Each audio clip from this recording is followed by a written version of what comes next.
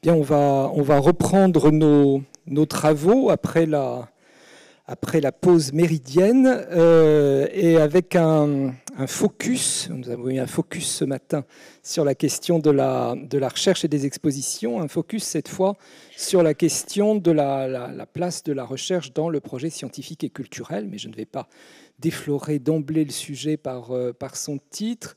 C'est Nathalie Fourment qui va nous présenter cela et elle sera elle-même présentée et le focus sera introduit par Estelle Guillet-Desbuttes. Estelle est l'adjointe au sous-directeur de la politique des musées à Franck Isaïa. Et Estelle, vous avez travaillé pendant plusieurs années au musée de Pont-Aven, si mes souvenirs sont bons, c'est cela. Donc vous avez fait un lieu bien connu de beaucoup de gens et Nathalie Fourment dirige le musée national de préhistoire. Voilà, je vous laisse la parole. Merci beaucoup Vincent. Bonjour à toutes et à tous. Donc il nous revient avec Nathalie Fourment de lancer l'après-midi et toujours dans cette thématique de la recherche au musée. Comme le précisait Vincent Droguet, donc, nous allons parler de la place de la recherche dans le PSC, le projet scientifique et culturel du Musée national de préhistoire, qui est effectivement dirigé par Nathalie Fourment, qui est également conservatrice générale du patrimoine.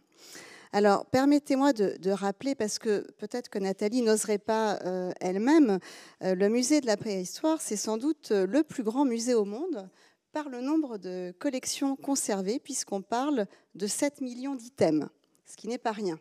Autant vous dire que le récolement n'est pas une affaire mince. Donc ce musée, qui est devenu musée national en 1972, vient tout juste de célébrer son centenaire, et je crois que ça a été un bel anniversaire. Ce musée de France, et on peut le deviner à partir de la photographie choisie par Nathalie, est établi aux Aisies. On est dans le territoire très agréable de la Dordogne et du Périgord. Et donc, on peut dire que dans ce territoire, la discipline préhistoire telle que nous l'entendons au sens d'aujourd'hui s'y est véritablement construite et caractérisée notamment, ça n'est pas un hasard bien sûr, par la présence d'un très grand nombre de gisements et de grottes ornées que vous avez peut-être vous-même déjà découverts. Donc la recherche en archéologie est très active puisque tous les ans, entre 10 et 20 opérations de recherche sont programmées dans un rayon d'à peu près 50 km autour du musée. Alors, avant d'aller un peu plus loin et d'entamer directement la question du projet scientifique et culturel, je voulais demander à Nathalie de nous rapporter quelques éléments de contexte liminaire pour qu'on situe bien le propos, le cadre de votre intervention.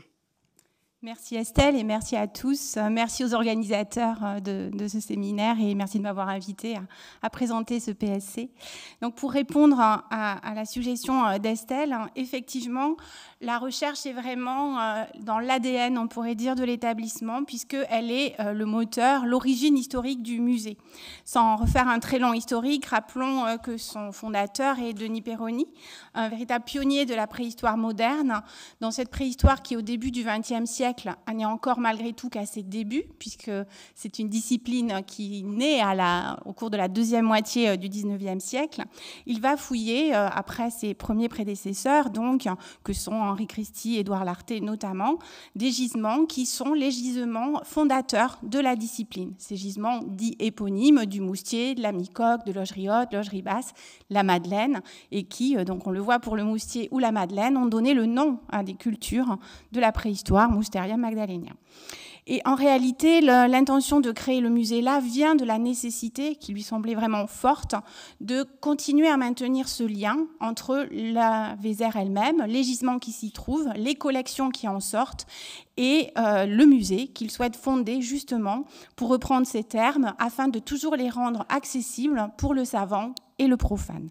J'ai mis trois photographies anciennes qui proviennent des archives du musée. Une première, l'inauguration de 1923, une photographie qu'a découvert Christelle Kreff il y a une quinzaine de jours, où on voit là quantité de personnalités de l'époque, et y compris un grand nombre de chercheurs étrangers, puisque dès le départ, cette préhistoire a une vraie dimension internationale, et la recherche sur cette période très ancienne de l'histoire de l'homme n'est conçue dès son origine que dans une dimension internationale. Une photo au milieu où on voit cette foule, qui est la foule des congrès d'alors qui se déroulait en vallée de la Vézère et qui continue de se dérouler à peu près sous le même format.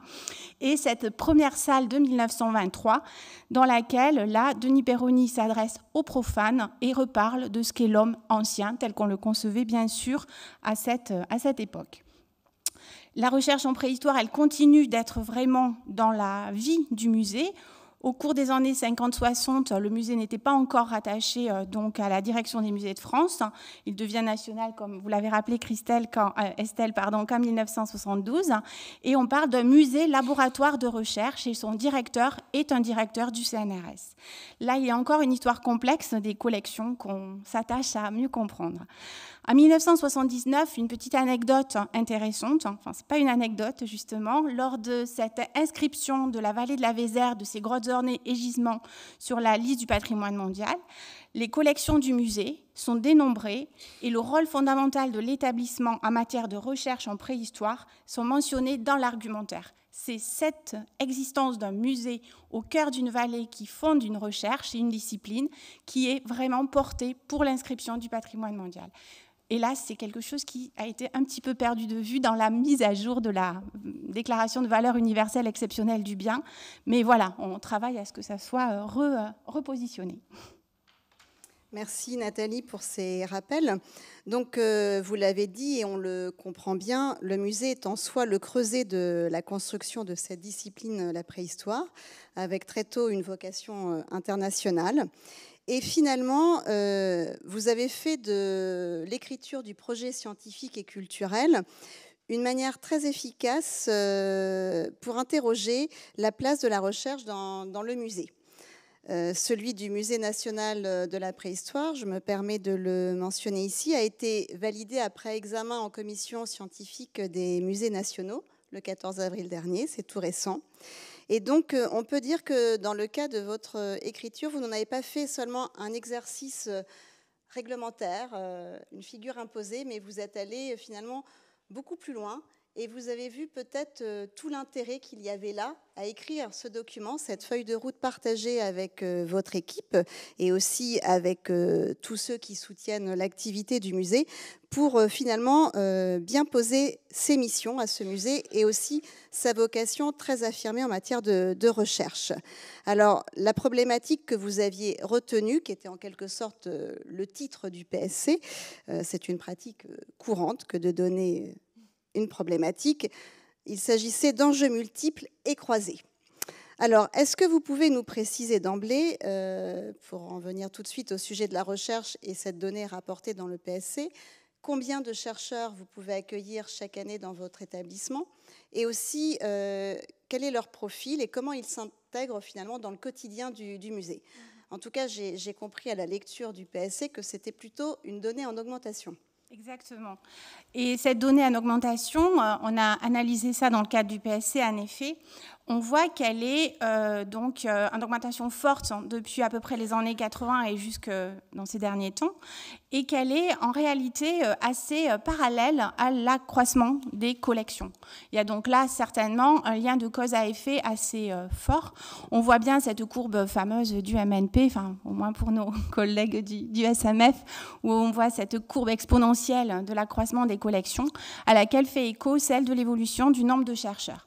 Mais je ne pense pas que ce soit la seule raison. Je pense qu'au début des années 2000, on a ce réel pic. Donc là, l'année pic, c'est 2016, mais on pourrait très bien continuer le graphique et on est toujours entre 200, 250, parfois un peu plus chercheurs par an, pas jours de recherche par an dans le musée, vraiment individus par an.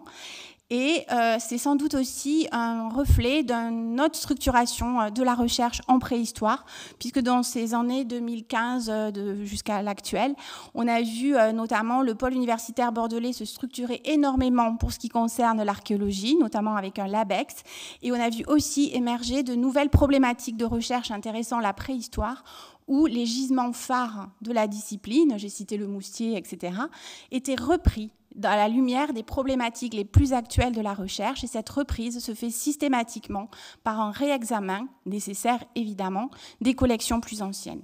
Donc de ce fait, on a vraiment cette évolution constante du nombre de chercheurs, et ce plafond-là, ce qui fait qu'à l'heure où je vous parle, je sais qu'il y a entre 5 et 6 chercheurs dans la salle d'études au musée. Ces chercheurs, qui sont-ils? Alors, on a plusieurs niveaux. Il y a beaucoup de jeunes chercheurs. Donc, il y a près d'un tiers de masters, de doctorants et post-doctorants. Donc, ça, c'est extrêmement positif puisque ça permet aux collections d'être mobilisées dans les interrogations les plus contemporaines de cette recherche en préhistoire. Et donc, 2 tiers qui sont des chercheurs académiques en poste. En termes de géographie, j'ai parlé de cette dimension nécessairement internationale de la préhistoire.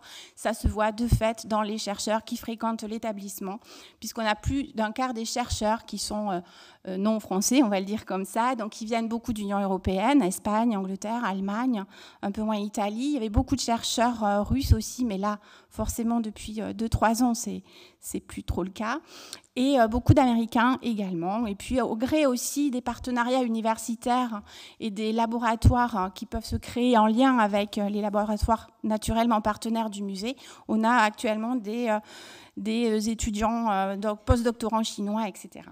On a eu aussi l'énorme intérêt et avantage, il y a maintenant de ça à peine un an, d'accueillir en résidence, alors pas du tout dans le cas des dispositifs discutés ce matin, mais vraiment un dispositif que j'ai découvert, le CEA, donc le Commissariat à l'énergie atomique, un laboratoire qui s'intéresse à la paléogénétique, paléogénomique, et à un système d'éméritat qui est de placer ces chercheurs en retraite dans des établissements où ils peuvent accomplir des missions d'intérêt général. Dans ce cadre, nous avons accueilli depuis un an Jean-Marc Elalouf, qui est un fameux paléogénéticien de la préhistoire, qui a notamment travaillé sur les questions... Enfin, c'est lui qui a mis... qui a découvert le génome de l'ours des cavernes. Voilà. Donc c'est fascinant. Et donc ce chercheur en résidence au musée est là pour nous accompagner dans ces évolutions muséographiques et également pour développer des programmes EAC de culture scientifique. J'ai mis à titre d'anecdote la petite machine là, de détection sur le terrain et d'identification sur le terrain d'ADN qu'il a mis à disposition de l'établissement. Et la semaine prochaine, il va se livrer à des manipulations pour aux étudiants, enfin aux lycéens de toute la section SVT d'un lycée de Périgueux, expliquer justement comment se font les déterminations ADN. Et c'est vraiment des manipulations qu'il va faire in situ sur des collections de comparaison et qui n'ont pas évidemment un intérêt patrimonial délirant. Il y a également une très forte présence des enseignants-chercheurs dans l'établissement qui sert de support de cours. Les vitrines servent de support de cours pour des étudiants de licence, de master et de master 2 de l'Université de Bordeaux, du MNHN et de l'Université d'Aix-Marseille. Alors on voit à quel point le musée est effectivement inscrit dans l'activité de la recherche par l'accueil des chercheurs, l'inscription dans les programmes que vous mentionnez, dans les réseaux d'une manière générale. Mais vous rappelez aussi à travers le projet scientifique et culturel que ce sont finalement tous les collaborateurs ou presque tous les collaborateurs du musée qui portent en quelque sorte cette casquette de chercheurs de par leurs compétences, leur vocation, leur appétence aussi. Et pour vous, c'est une donnée essentielle dans le fonctionnement de votre équipe. Bien sûr, vous vous inscrivez dans cette dynamique. Oui, exactement. Et l'équipe est très petite en réalité, puisque malgré le nombre d'items concernés, l'équipe scientifique se réduit donc, si je m'exclus, aux 4 personnes autres que moi-même qui apparaissent à l'écran. Donc Catherine Cretin, qui est conservateur en chef en charge des collections du Paléolithique supérieur et qui a une expertise sur les questions d'art rupestre. Aude Chevalier, archéozoologue, Brad Garvina, spécialisé du Paléolithique ancien et moyen, donc le plus vieux si vous voulez, et Pauline Roland, qui est gréco-romaniste et qui est surtout mobilisée sur les questions de gestion de collection, mais qui a une expertise du coup pour les âges des métaux.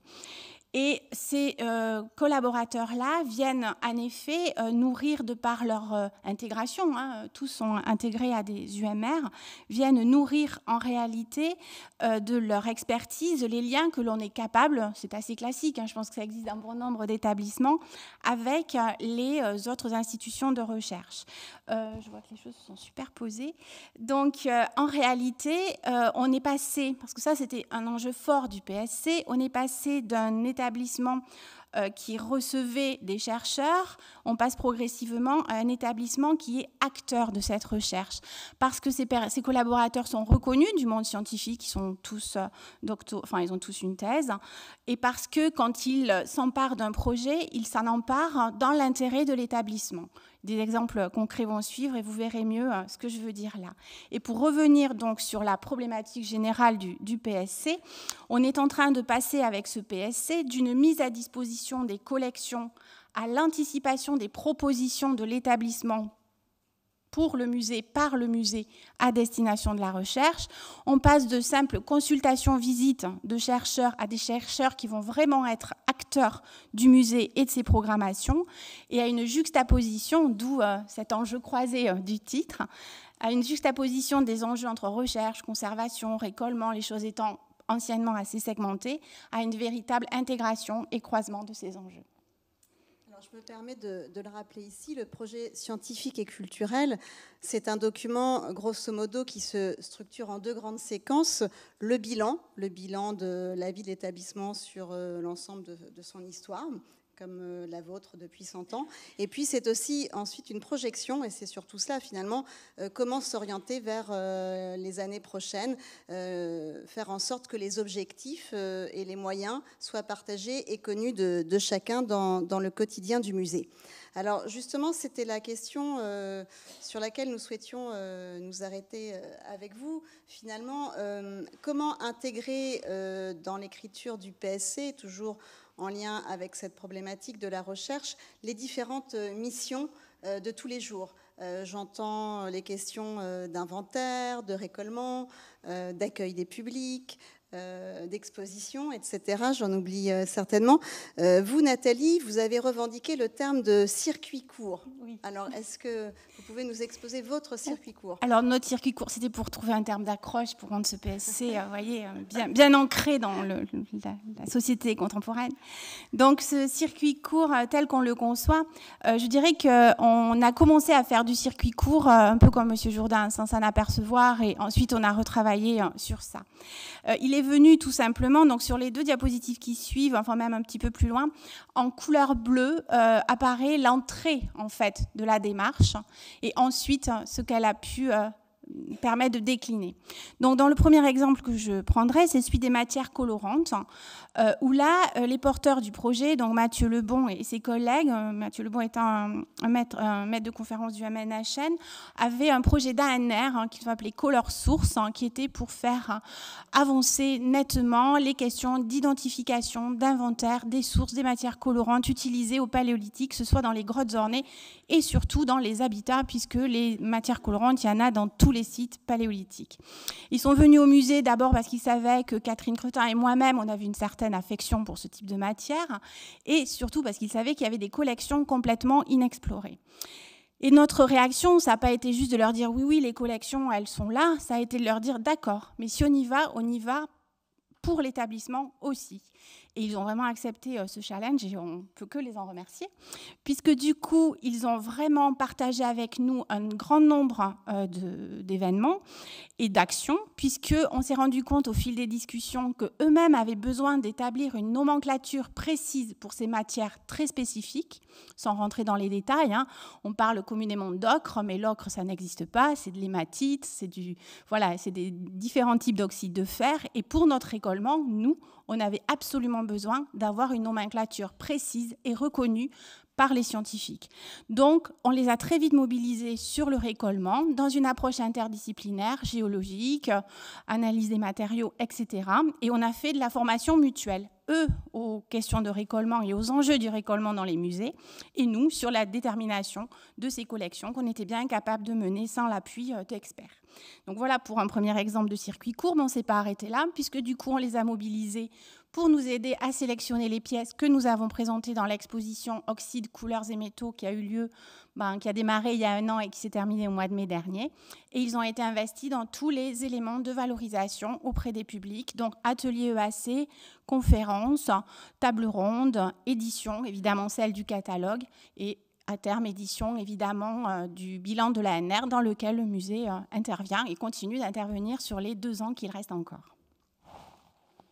Merci beaucoup. Alors, ça n'est pas pour cocher les cases du service des musées de France, mais est-ce qu'on pourrait un petit peu approfondir le sujet du récollement? Parce que c'est vraiment une démarche innovante finalement, où, si j'ai bien compris, vous faites en sorte que la recherche alimente le récollement et réciproquement, le récollement alimente la recherche. Oui, exactement. Et c'est encore les discussions qu'on avait à déjeuner avec Rose-Marie Mousseau. On se rejoint beaucoup sur la façon de pouvoir conduire les récollements sur ces collections archéologiques indénombrables, ou en réalité sur ces disciplines extrêmement diverses, qui en appellent aux sciences dans toutes leurs dimensions, géologie, analyse des matériaux, anthropobiologie, etc. On ne peut pas, même si on a une équipe toute petite, avec des compétences certaines, assumer tout ça et identifier tout cela. Donc, dans notre exemple dont je vais parler maintenant, il s'agit du récollement des vestiges anthropobiologiques qui était vraiment la cible prioritaire de notre plan de récollement décennal de 2021, donc, et où cet enjeu de récollement fort sur les vestiges anthropobiologiques ne peut se faire sans l'appui d'anthropologues, parce qu'on est bien incapable d'identifier tous les petits os que comporte notre squelette. Et donc on s'est associé au cours de 2 chantiers des collections avec Bruno Moreil, dans un premier temps pour les vestiges néandertaliens, et Sacha Kaki pour les vestiges d'hommes anatomiquement modernes. C'est nous, l'homme anatomiquement moderne. Et dans ces 2 cas, ça a donné lieu à des perspectives de recherche. Donc là, l'entrée, c'était bien le récollement. Et aujourd'hui, avec Sacha, on part sur l'idée de monter un programme de recherche pour fouiller ce brave squelette que vous voyez dans une caisse en bois autour duquel nous sommes tous les 3, donc Catherine, Sacha et moi-même, en état d'interrogation forte, puisque en réalité, alors je ne vais pas m'étaler sur l'anecdote, mais vous voyez la photo en bas à droite où on voit un char à bras qui tire une caisse en bois, c'est la même caisse en bois. En fait, ce squelette du roc de Barbeau, tel est le nom du site, a été rapatrié par Denis Perroni au musée parce qu'il était en train d'être fouillé de manière absolument expéditive et scandaleuse. Et en fait, il est resté dans sa caisse depuis, mais pas tout à fait. Donc le véritable enjeu, on est sur un squelette de la fin de la préhistoire, un squelette mésolithique. C'est rare d'avoir un individu seul du mésolithique en connexion anatomique et parfaitement conservé. Donc Sacha a déjà repéré qu'il y a des choses qui ne sont pas normales, donc il a pu être tripatouillé. Et l'idée est bien de maintenant fouiller ce squelette parce qu'il y a vraiment des informations essentielles qu'on ne retrouve pas forcément sur d'autres sites plus récemment fouillés, qui sont à tirer de ce vestige-là.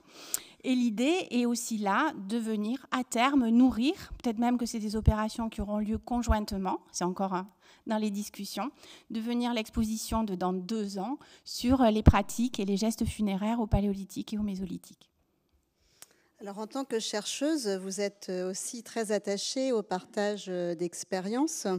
Et donc, si l'on prend l'exemple des vestiges anthropobiologiques, vous avez mis en place au sein de votre musée une commission analyse, au pluriel, qui se concentre notamment sur le sujet des analyses micro-invasives. Alors, je suis totalement étrangère à ce sujet.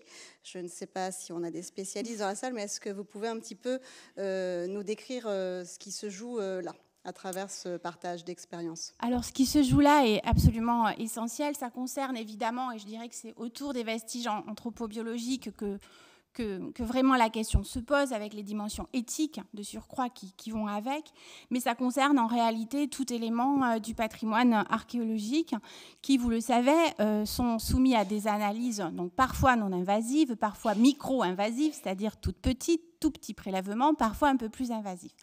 Grâce évidemment à Isabelle Palot-Frossard qui est partie, aurait très bien vu de quoi je voulais parler. Elle est là? Ah, ben voilà, très bien, Isabelle. Donc, moi, je pense très bien de quoi je veux parler. Ces analyses-là, nécessairement, elles ont un impact réel sur des biens Musée de France, sur des biens, donc pour ce qui nous concerne, collection publique de l'État. Et on peut les autoriser parce qu'il faut que la science progresse, mais il faut les autoriser en se posant un certain nombre de questions sur l'intérêt de porter une atteinte physique irrémédiable aux vestiges et de le pondérer avec l'intérêt scientifique réel qu'il y a à faire cette analyse.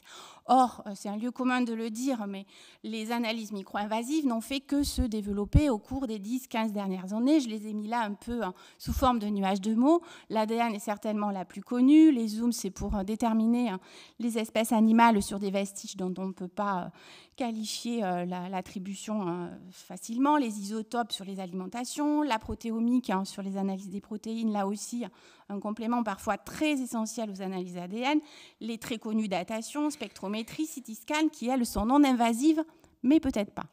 Donc la réalité, c'est que dans cette commission qui a été mise en place en réalité par mon prédécesseur et qu'on continue de nourrir et de faire progresser dans sa dimension, et que chaque demande d'analyse va faire l'objet d'une grande attention pour voir ce risque en fait entre enjeu patrimonial, enjeu scientifique. Donc dans certains cas, il n'y a pas de question à se poser. Je citais cet exemple à Estelle lors de nos échanges préparatoires. Quand il s'agit de venir prélever une dent de reine du site de la Madeleine dont on a des milliers d'exemplaires, la question ne se pose pas de l'enjeu patrimonial. Lorsqu'il s'agit d'aller perforer une sagaie de Lascaux où il n'y en a que 4 qui existent et où malgré tout il y a un enjeu patrimonial, enfin voilà, vous l'avez compris, ou de venir chercher à faire des prélèvements ADN sur des vestiges d'enfants néandertaliens sans être assuré du risque que ça peut induire, là la question est beaucoup plus cruciale et beaucoup plus importante. Donc dans ces cas-là, on s'associe à des experts extérieurs et on a toute une liste, donc je ne vais pas vous rentrer dans les détails, mais toute une liste de préconisations, de demandes aux chercheurs très précises. Je pense qu'on peut passer parfois pour des casse-pieds sur la part donc, de ce que représente l'échantillon prélevé par rapport au potentiel en collection publique. Donc là, évidemment, on l'aide dans sa requête, mais également par rapport au potentiel scientifique qui existe à l'échelle européenne. Et ça nous sert à donner ou pas les autorisations et à faire les préconisations et à interdire, dans certains cas, le prélèvement. Donc c'est quelque chose qu'on aimerait partager, mais pour revenir à, j'ai dit tout à l'heure rapidement, spectrométrie, CT scan, non invasif, quoique, le fait d'être comme ça aussi tatillon peut-être, permet aussi qu'on soit vraiment au contact réel des dateurs, de tout ce qu'ils font de l'archéométrie et qu'on soit aussi en mesure parfois de savoir ce que d'autres ne savent pas. Un exemple très précis, on a appris très récemment que quand on faisait des CT scans, donc c'est des microscans, en fait, on venait rendre très difficile la réalisation de datation par ESR. Voilà. Et ça, c'est quelque chose que même les dateurs ESR ne savaient pas jusqu'à il y a peu, en tout cas ceux avec qui on était en contact. Donc c'est anecdotique, mais pas que.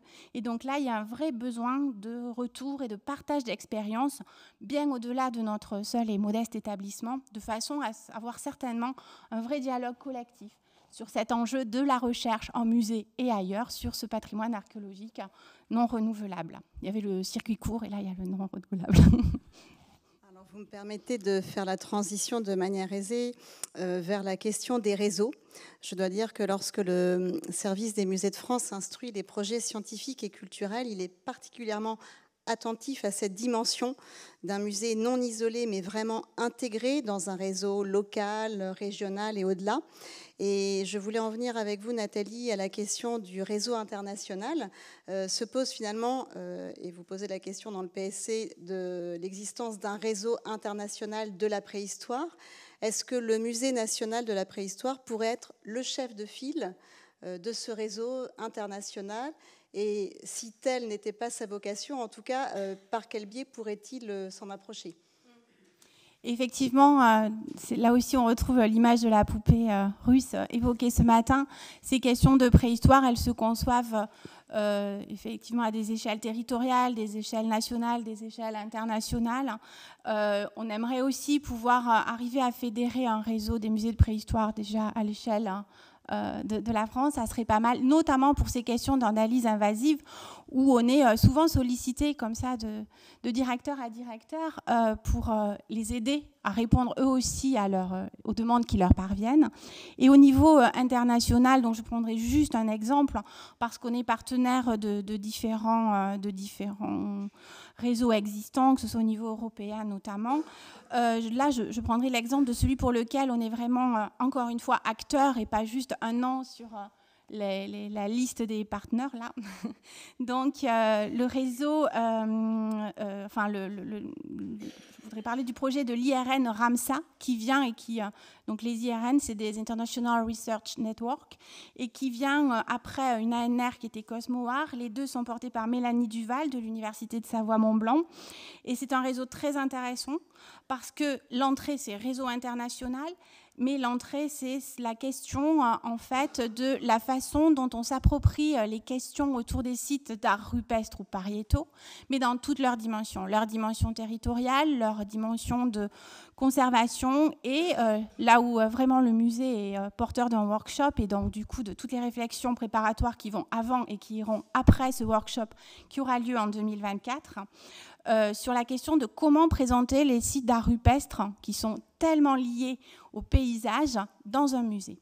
Or, nous, vous le savez, nous avons la plus grande collection publique de blocs ornés, donc des blocs qui étaient originellement sur les parois des abris et qui ont été trouvés en fouille, donc dans les niveaux archéologiques. Et puis, on a aussi les vestiges de collections publiques de Lascaux et d'autres sites ornés fameux.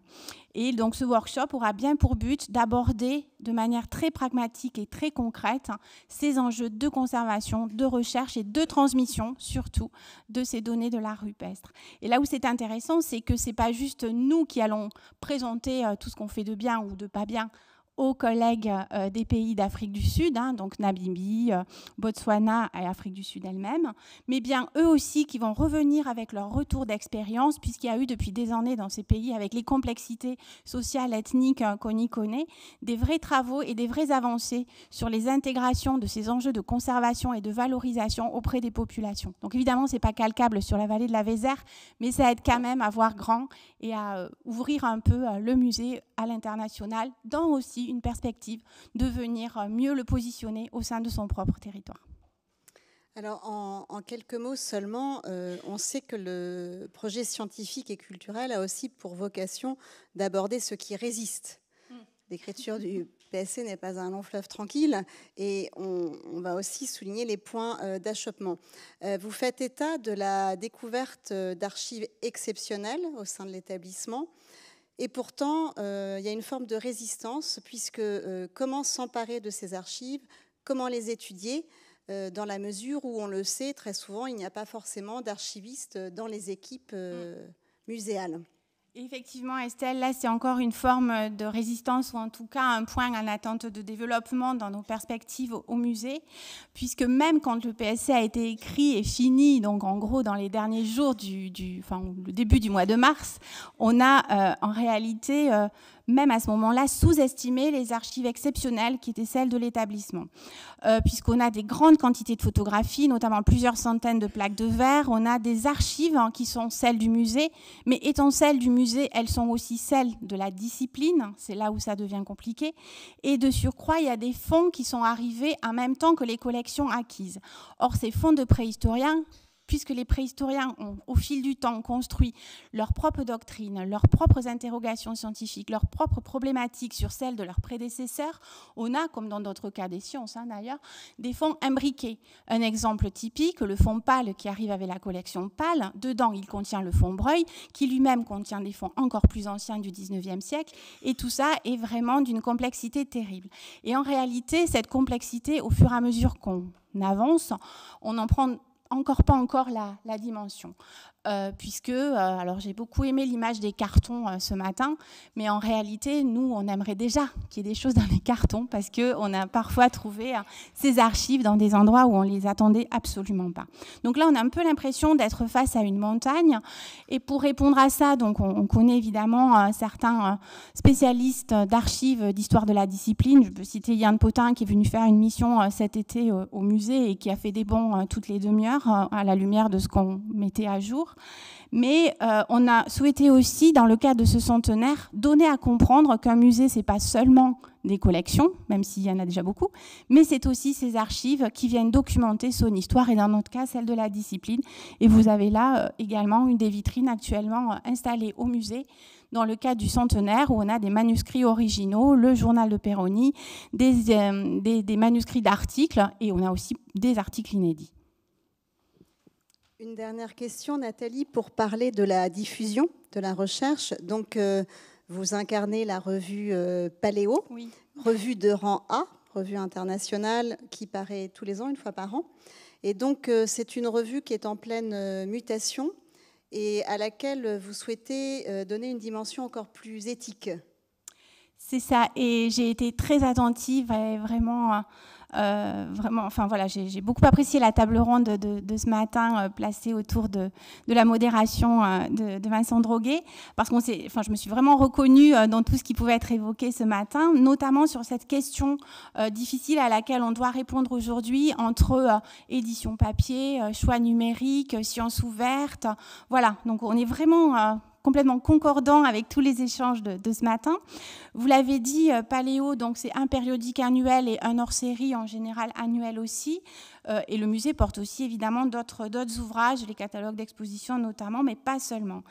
Paléo est classé rang A, mais c'est difficile. C'est difficile puisque la préhistoire étant une discipline hyper exigeante, je l'ai dit au niveau international, les revues, donc que ce soit Paléo ou le bulletin de la Société préhistorique française ou Gallia Préhistoire, ont été complètement en perte, on va dire, de visibilité à l'international ces 20 dernières années, où alors que le français était la langue d'excellence de la préhistoire, évidemment, au cours de la grande première moitié du XXe siècle, ça n'a plus du tout été le cas désormais, puisque pour les recrutements, ne serait-ce qu'au CNRS, et je pense que dans la salle, il y a certains qui vont comprendre à quoi je fais allusion, publier dans Paléo, c'est pas rentable. Hein. Il faut publier dans Journal of Archaeological Science, Journal of Human Evolution, Nature, évidemment, etc., etc.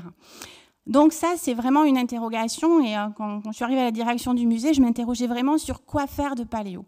Et là, on va bénéficier, je pense, d'un mouvement de balancier réel que je vois s'amorcer, et nos discussions de ce matin étaient là pour le montrer aussi, entre le fait que, oui, il y a ces éditions en langue étrangère, enfin en anglais, ces éditions anglophones qui restent vraiment le saint des saints de l'excellence scientifique, mais malgré tout, elles interrogent sur les questions de leur financement, elles interrogent sur les questions de la façon dont ils utilisent a posteriori l'argent qu'ils reçoivent pour publier les articles. Et il y a un vrai problème éthique et déontologique dans ces revues qui est en train d'interpeller donc l'INE et l'INSHS.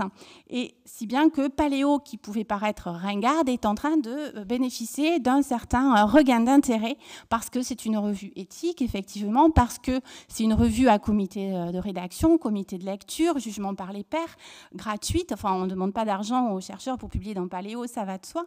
Et qui, du coup, permet d'avoir cette lisibilité tout en étant en conformité avec les nouvelles orientations du MESRI.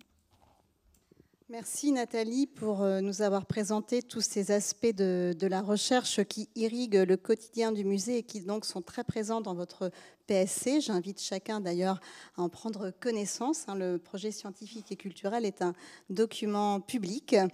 Et pour finir, je voulais bien sûr vous laisser le mot de la fin et vous laisser vous exprimer sur ce petit clin d'œil, en fait, cette résidence d'artistes que vous favorisez au sein de votre établissement. Merci. Oui, la question de la recherche, on s'est aussi dit dans le cadre du PSC et puis dans dans le quotidien du musée, que c'était aussi une recherche avec un grand S, enfin une recherche au pluriel, pas nécessairement qu'une recherche en préhistoire ou archéologie préhistorique ou anthropobiologie, etc. Et cette recherche au pluriel, on a commencé à l'initier donc avec des partenariats notamment avec l'ENSA de Nantes, hein, pour que les architectes qui arrivaient en fin d'études puissent faire de la recherche en scénographie au cœur du musée à partir de défis qu'on leur avait posés. Ça s'est posé assez longuement dans le PSC.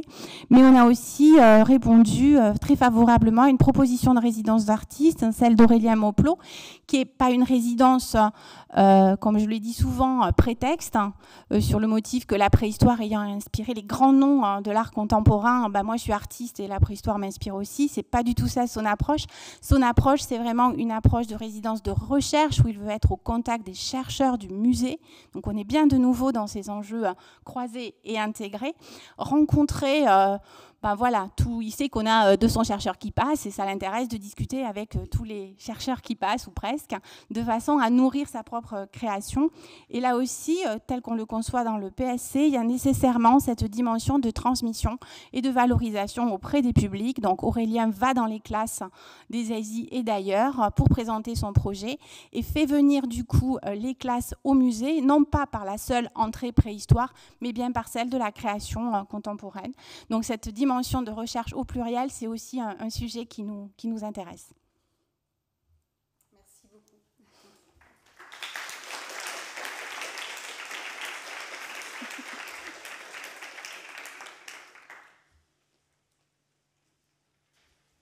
Alors, est-ce qu'il y a peut-être une ou deux questions dans la salle? Sinon, comme on a pris un tout petit peu de retard, on va continuer avec la table ronde qui suit. Mais si vous avez une question, surtout n'hésitez pas. Non? Alors, merci beaucoup à toutes les deux. Et on va continuer avec une table ronde sur les centres de recherche des musées. Donc, Claire Barbillon, qui est directrice de l'École du Louvre, a accepté d'assurer la modération. Avec Aude Fanlot, Cécile Godefroy et Françoise Mardrus. Et donc, vous pouvez venir rejoindre la table.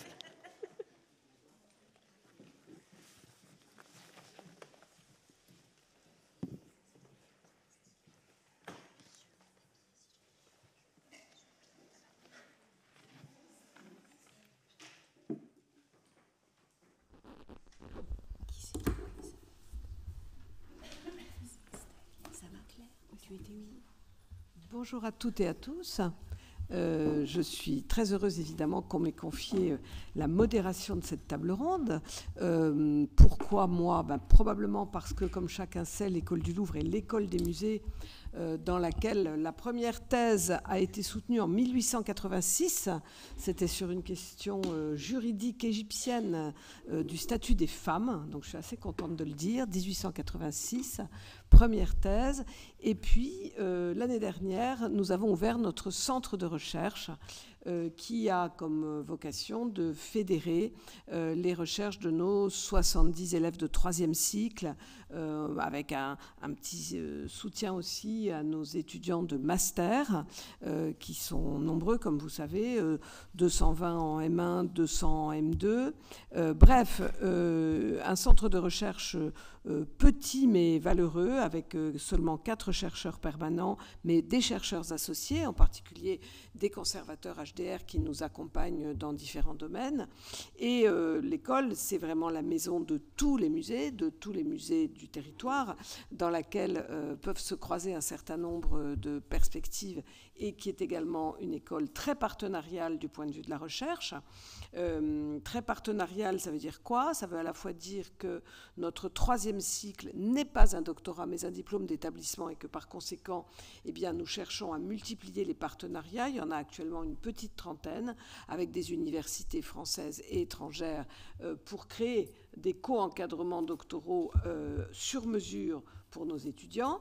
Et puis, bien entendu, les premiers partenaires, c'est vous, les musées, et en particulier les centres de recherche qui se créent dans les différents musées. Je ferme cette parenthèse juste pour préciser ou pour essayer de justifier ma légitimité. Et maintenant, j'en arrive à notre sujet. Notre sujet qui va consister à passer la parole successivement aux trois intervenantes de cette table ronde sur un certain nombre de points, ce qui vous fédère toutes les trois. Aude Fanlot depuis le MUCEM, Françoise Mardrus depuis le Centre vivant de Nom du Louvre et Cécile Godefroy depuis le musée Picasso, c'est l'existence dans vos institutions respectives de centres de recherche. Alors, ça peut paraître une évidence, on l'a dit et redit au cours de cette journée, la recherche c'est intrinsèque à la vie même des musées. Alors, pourquoi et comment créer une entité avec une identité particulière finalement. Moi qui ai été longtemps au musée d'Orsay, je me souviens encore de la manière dont la recherche a été, comment dirais-je, pointée du doigt il y a une vingtaine d'années, mais elle était extrêmement liée à la documentation. Il y a 20 ans, il s'agissait de Serge Lemoine, il faut lui rendre cela, qui a renommé la documentation, service de la documentation et de la recherche. Et puis, 20 ans plus tard, nous attendons avec beaucoup de plaisir et d'enthousiasme la création d'un centre de recherche Daniel Marchesso qui ouvrira ses portes dans l'hôtel de Maillilène sur le quai Voltaire et qui va avoir une ampleur évidemment considérable en ce qui concerne donc la période 1848-1914 et même peut-être au-delà. Donc on voit bien comment dans un musée où la recherche est une évidence, il y a un besoin qui se fait sentir progressivement et qui se détache. Et j'ai cité cet exemple à dessein parce qu'il est évident que la documentation était, je dirais, organique dès la création d'Orsay en décembre 86. Et puis petit à petit, on a eu besoin de ce vocable de recherche pour pointer des démarches, évidemment, de chercheurs internes, de chercheurs externes qui venaient travailler dans ce lieu qu'est la documentation. Alors, la première question très factuelle que je voudrais vous poser à toutes les trois est: quand sont nés les centres de recherche au sein de vos musées respectifs? Quelle est leur composition? Et de quels moyens disposent-ils en propre? Et là, vous avez vraiment chacune quelques instants pour répondre avant que nous passions à une question un petit peu plus substantielle. Enfin, je crois qu'il faut quand même brosser le tableau avant d'entrer dans les détails. Alors, je ne sais pas, on peut commencer par ordre alphabétique. Aude, si vous voulez commencer. C'est un ordre comme un autre. Hein, donc, parlez-nous du point de vue du MUCEM. Alors, le MUCEM, le département recherche du MUCEM est né en 2013, en même temps que le MUCEM lui-même. Et donc, effectivement, ce centre, c'est d'abord en fait un département recherche qui est associé à un lieu physique où l'activité du département s'incarne, qui s'appelle le MUCEM Lab et qui est dans la partie, pour ceux qui connaissent le MUCEM, dans la partie historique du Fort Saint-Jean. L'idée, simplement, très brièvement, c'était de passer d'un modèle qui était, c'était d'assurer la continuité avec le modèle des ATP qui comprenait un centre de recherche CNRS en son sein, et avec l'extension du périmètre du MUCEM, quand on passe d'un musée, disons, plutôt dédié à l'ethnologie française, dans la discipline en tout cas, à un musée de l'Europe et de la Méditerranée croisant l'ensemble des disciplines des sciences humaines, soit nous faisions une université à l'intérieur du musée, soit plus raisonnablement on développait des collaborations sur projet avec un département qui allait l'appuyer. Et on est 3,5. Voilà, nous étions 5 au démarrage, on est désormais 3,5. Donc on est un peu, que, pour faire le lien avec la présentation précédente, une micro-équipe, mais invasive. Du moins, on s'y essaie. Et nous avons alors ce qui est important de dire, on y reviendra, mais c'est que ce département est intégré dans l'organigramme à la direction scientifique. Donc à 3 branches, le service de la conservation, le département recherche et le centre de conservation et de ressources, et c'est important. Et donc on a un budget propre qui dont vous voulez que je vous donne C'est libre. Non, mais... c'est simplement de savoir si vous disposiez de moyens en propre. On a un budget propre qui permet de développer les activités et on pourra y revenir. Ce budget est largement complété par les partenariats, y compris financiers, qu'on a avec l'extérieur. Voilà. Eh bien, à Picasso, ça se passe comment, Cécile Godefroy ?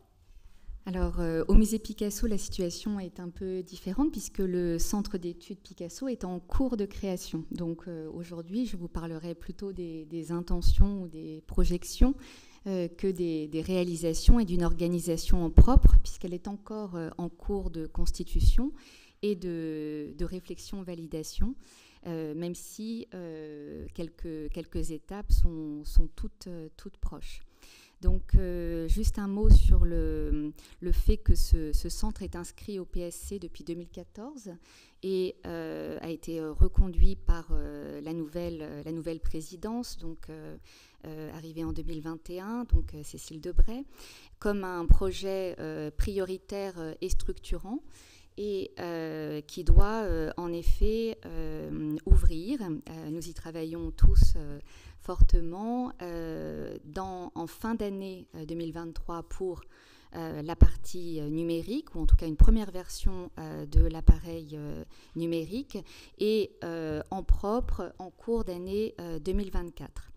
Un petit retour en arrière juste pour dire que ce projet de centre de ressources et de recherche, finalement, est à l'origine même de la création du musée en 1985. On en retrouve les traces dans les documents de Dominique Bozo, dans les intentions même de la création du musée. Pourquoi ? Pour deux raisons très simples. Ce musée monographique détient la plus grande collection d'œuvres de Picasso au monde, près de 5000 items inscrits à l'inventaire, et provenant pour la plupart de la datation de 1979, mais aussi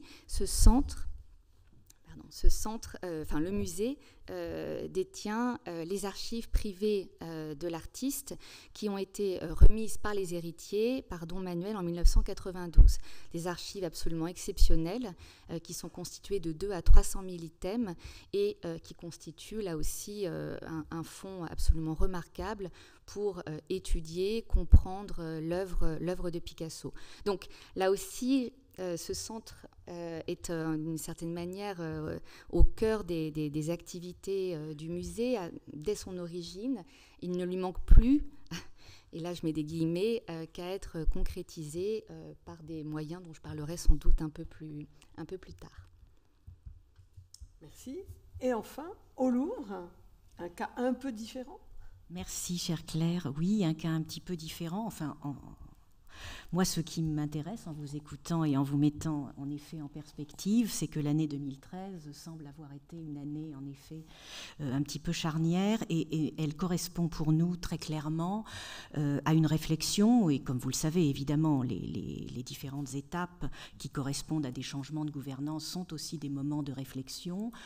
Nous sortions à cette époque je dirais, une vingtaine d'années de grands bouleversements au sein, je dirais physique, au sein de l'institution, c'est-à-dire les réaménagements des collections, donc qui ont régulièrement posé cette question auprès de notre communauté scientifique, mais nous n'avons pas forcément le temps de travailler de manière approfondie sur nos collections. Donc c'était des enjeux en effet sous-jacents, mais en même temps qui reposent périodiquement cette manière de faire de la recherche au musée. La question vient d'être évoquée précédemment, nous allons la réévoquer. Elle est très spécifique. En 2013, on m'avait demandé de conduire donc une étude prospective auprès des acteurs de la recherche en France, à l'étranger, dans les musées, hors des musées, donc dans le monde académique, pour savoir quelle était la place d'un centre de recherche dans un musée comme le Louvre. Et cette première étude, que j'avais évidemment conduite avec des entretiens, avec une véritable dynamique, avec des chercheurs de l'Université Paris-Descartes, donc nous avions vraiment essayé de construire les choses de manière appliquée, sachant qu'à l'époque, le ministère nous demandait en effet de rendre un PSC.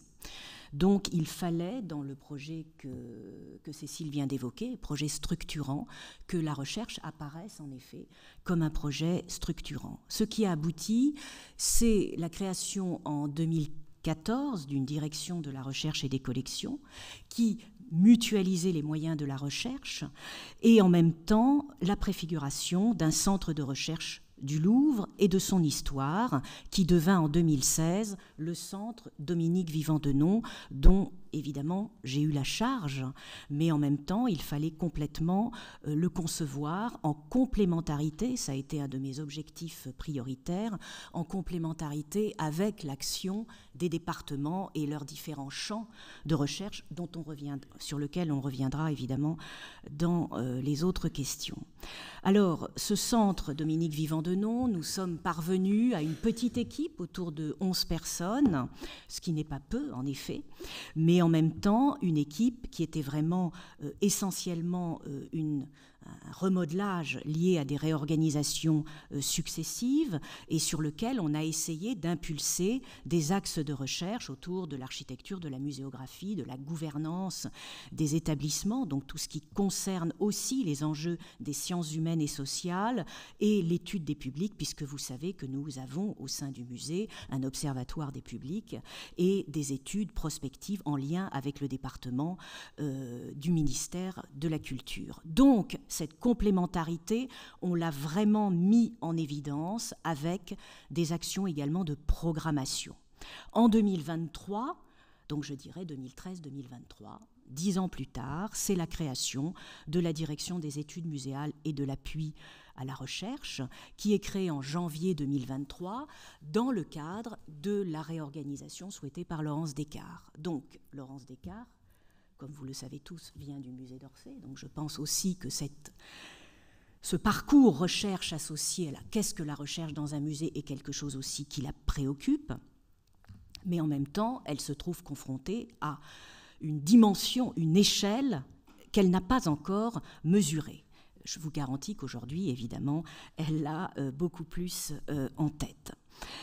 Alors, cette création de la direction des études muséales et de l'appui à la recherche, eh bien, comme son nom l'indique, ce choix, c'est vraiment celui de Laurence Descartes, puisque j'ai fait un rapport que je lui ai rendu en juin 2022, et nous avons donc plusieurs sur différents sujets qui allaient marquer les objectifs de son mandat, la recherche, les publics et tout ce qui concerne évidemment les événements autour des expositions et de faire en sorte que notre public aussi, ce public que vous incarnez, dans la proximité évidemment de nos musées parisiens aussi, puisse bénéficier de différents échanges. Et la recherche en fait partie.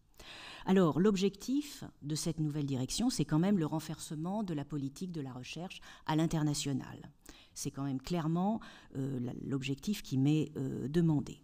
Nous avançons donc sur deux jambes, les études muséales, qui est un objet de recherche transversale, et un projet collectif sur lequel nous devons agréger évidemment en interne les départements, mais pas que, également à l'extérieur.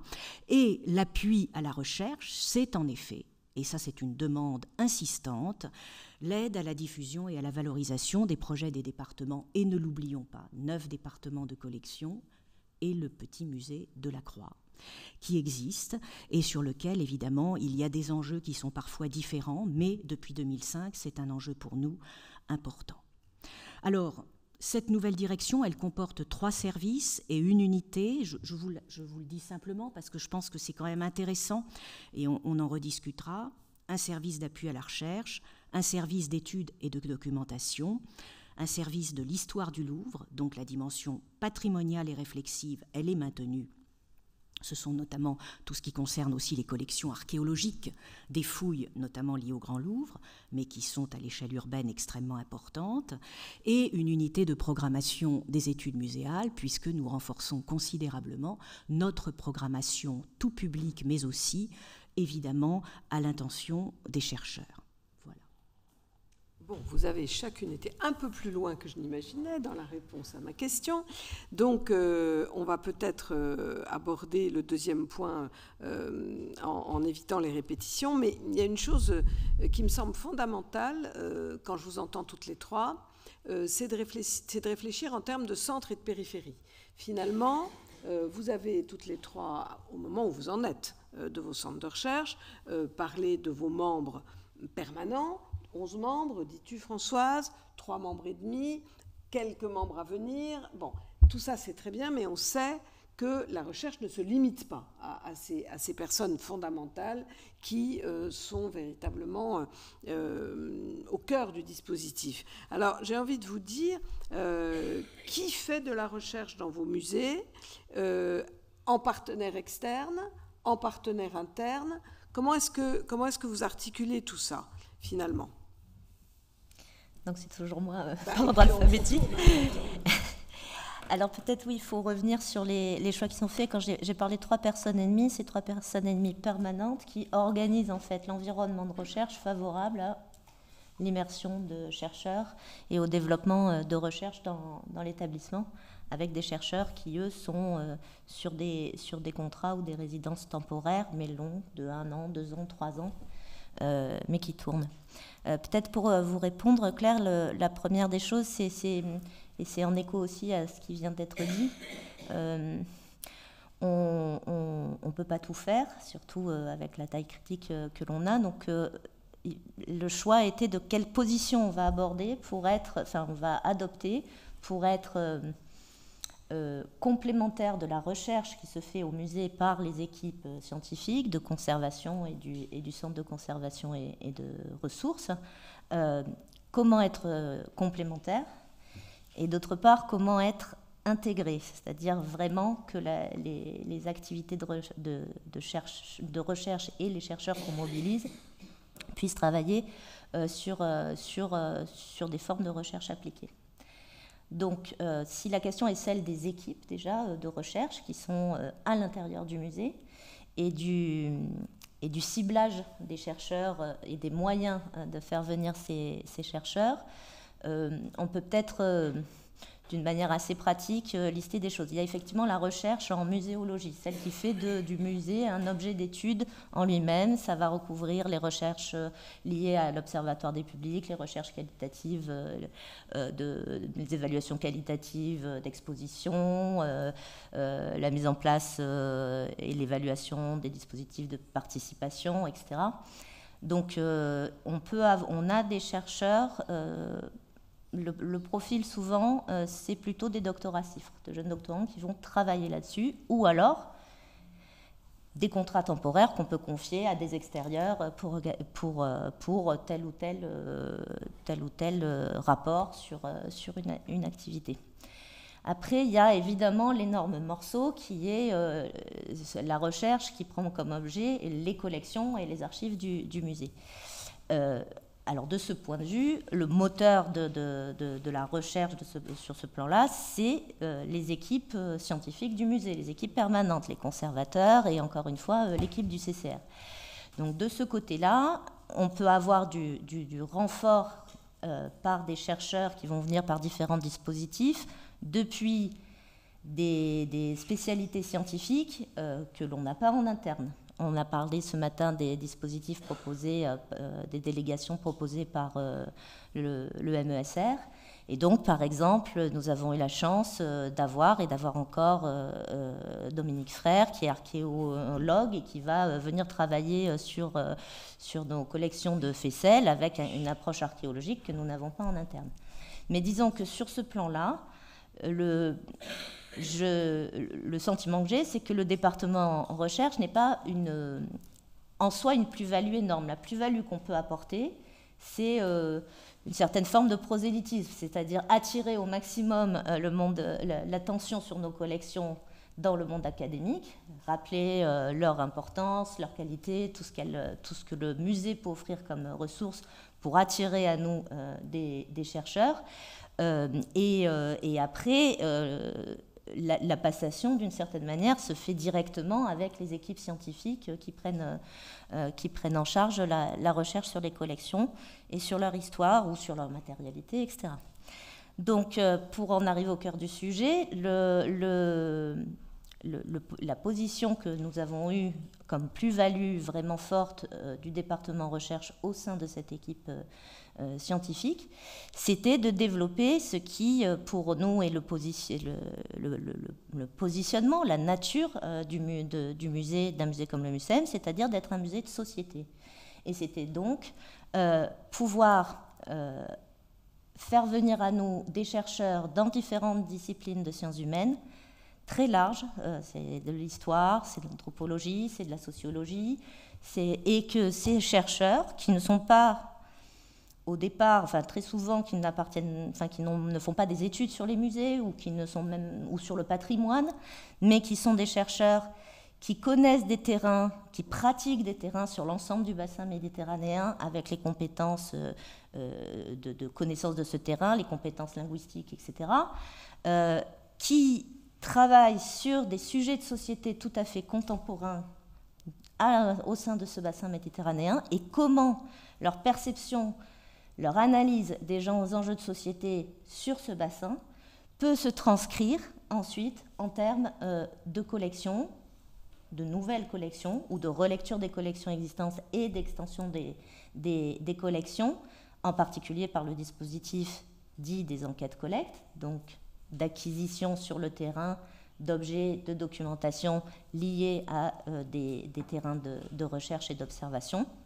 Et donc on s'est vraiment concentré sur cet enjeu-là, donc pour le développer les collections, et souvent aussi en même temps développer des programmes de recherche qui peuvent appuyer la préparation sur 3 ou 4 ans de certaines de nos expositions. En gros, si je comprends bien, un des enjeux, c'est cette ouverture pluridisciplinaire. C'est-à-dire, grâce à l'existence du centre, rejoignent le musée des chercheurs de disciplines qui ne sont pas forcément au cœur de l'anthropologie ou de l'histoire des objets. Et ça me paraît très... Est-ce que vous partagez, mesdames, ce point de vue en projet pour ce qui vous concerne et en réalité, ça je le sais bien, largement pour ce qui concerne le centre vivant de Nau.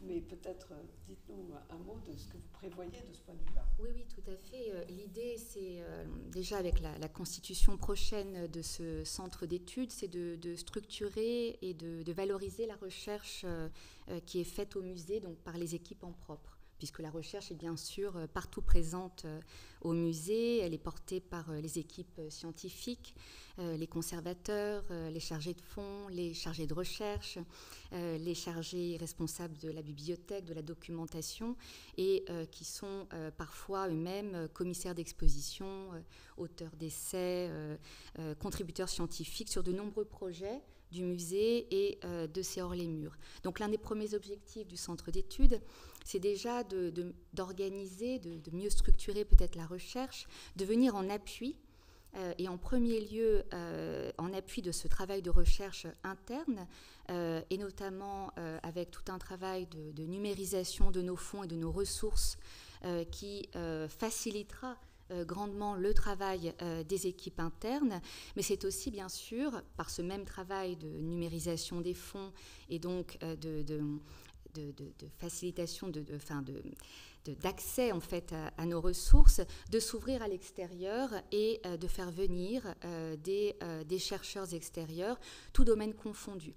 Des historiens d'art, bien sûr, des conservateurs et collègues de musées, commissaires d'exposition, mais aussi des chercheurs d'autres domaines et bien sûr des artistes contemporains, puisque nous aimerions beaucoup soutenir, et c'est d'ailleurs très sensible, je crois, dans la programmation actuelle du musée Picasso, cette envie donc, de soutenir et d'accompagner la création contemporaine. Donc, oui, tout à fait, pour cette dimension, le centre et la périphérie sont tout aussi importantes et totalement liées à ce projet de centre d'études. Merci. Alors, j'enchaîne, évidemment. avec ce que vous venez d'évoquer toutes les deux. Donc je reviens évidemment sur une dimension, une échelle. Le Louvre, un monde en soi, très scruté, très regardé. Donc 2500 personnes sur lequel on a une communauté de scientifiques, de chercheurs, en tous les cas qui travaillent sur les collections, et de plus entre 200 et 300 personnes, 60, 70 conservateurs. Donc, ça vous donne aussi quand même, et je pense que c'est très important, l'échelle de ce que représente la recherche, c'est-à-dire qu'il faut se battre.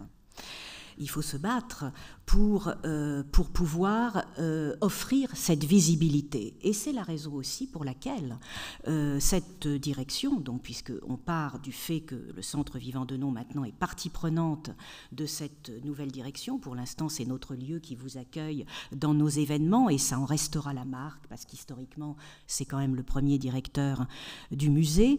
Mais ce qui est important, c'est qu'il faut faire vivre cette communauté de chercheurs, donc c'est l'équivalent de la BNF aussi.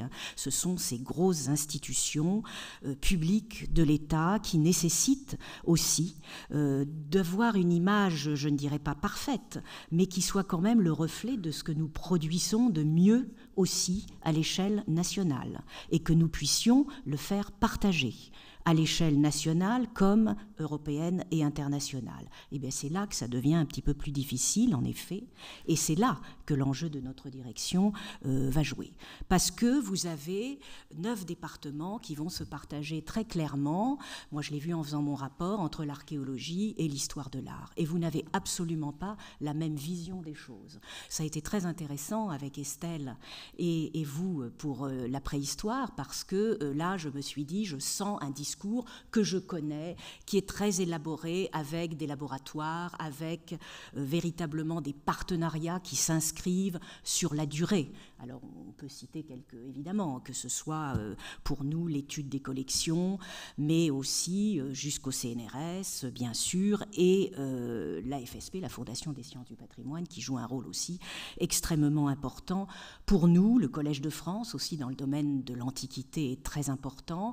Et vous avez un besoin de réflexion extrêmement différent dans le domaine de l'histoire de l'art. Donc il faut que nous, maintenant, dans notre direction, nous trouvions le moyen non seulement de répondre à cette demande de visibilité et de valorisation institutionnelle qui est très forte, mais il faut donner les outils et les moyens de rendre visible la production scientifique du musée. Parce que ce qu'on a vu ce matin est très intéressant, parce que, évidemment, je ne peux que souscrire à ce qui a été dit avec Federico, avec Christian Briand et avec Camille, parce que nous travaillons étroitement en tous les cas avec les éditions, mais c'est un enjeu très important parce que base de données, parce que revue numérique, etc., parce que numérique, nous sommes sur des outils. Or, nous avons besoin, et c'est ce que nous demande aussi notre présidente, c'est d'avoir du contenu à offrir. Donc cette dimension à la fois intellectuelle et de la manière de la diffuser largement, elle nécessite cette mise en adéquation. C'est là que c'est plus compliqué. Alors, donner les outils, c'est aussi fidéliser nos partenaires existants. Je viens d'en évoquer quelques-uns parce que 200 chercheurs, 200 projets de recherche, non. Et vous l'avez connu à travers le bulletin de la recherche, etc. Donc il faut qu'on arrive à mieux recentrer les choses sans peut-être arriver, parce que nous faisons du sur-mesure en permanence, c'est-à-dire que le modèle académique ne peut pas être, et en tout cas ça n'est pas souhaité, évidemment, d'avoir un copier-coller de ce modèle, parce que nous sommes dans une dimension de mise en application sur les collections, sur les objets. Donc ce sont ces paramètres dont il faut tenir compte. Alors, nous avons aussi des enjeux avec l'INHA sur toutes les collections avec les départements. C'est véritablement les bases de données sur des corpus de collections qui dépassent le Louvre. Donc, comment on les porte? Et c'est ce que nous essayons de faire, notamment avec Juliette. Mais l'école du Louvre, et là, je me tourne vers Claire. Dès le début, Claire a été un soutien inconditionnel du Centre Vivant Denon. Et depuis 8 ans, chère Claire, nous avons un atelier doctoral qui fonctionne, alors de 3e cycle, etc., mais avec les universités partenaires de l'école, en région comme à Paris. Et nous avons le prochain, jusqu'au 25-23 octobre, musée et photographie. Donc nous essayons d'explorer avec Cécilia Hurley-Griner et maintenant Philippe Cordès, qui est mon adjoint. Donc nous essayons véritablement d'investiguer un peu plus largement et de faire venir les jeunes chercheurs. Alors il y a nos étudiants de master, bien sûr, qui viennent, qui sont les premiers à être là et à reconnaître aussi l'intérêt de ce que nous faisons, mais il faut évidemment aller plus loin. Alors, je reviens sur ce que disait également Aude. Les départements chez nous ont leurs propres projets aussi, leur laboratoire de rattachement. Le CNRS est un enjeu évidemment très important. Les bourses CIFRE sont un enjeu extrêmement compliqué pour nous à mettre en place. Et là, moi je dirais, comment créer une synergie sur des projets donc plus transversaux, plus internationaux aussi, mais plus actuels. Donc ça, c'est vraiment une demande. Il faut que nous puissions mettre en confiance la communauté scientifique avant d'entreprendre quoi que ce soit. Donc ça veut dire aller vers et non pas les faire venir. Donc ça, c'est aussi une démarche qui prend du temps, mais qui est nécessaire.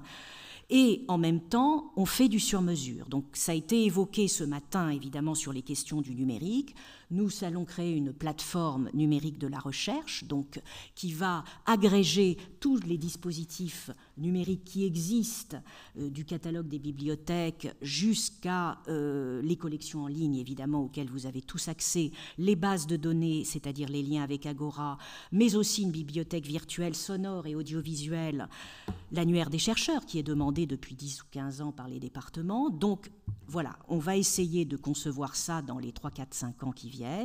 C'est vraiment notre trajectoire, dans lequel nous allons également porter une revue numérique, donc là avec Camille, en partenariat entre notre service de l'appui à la recherche et le service des éditions.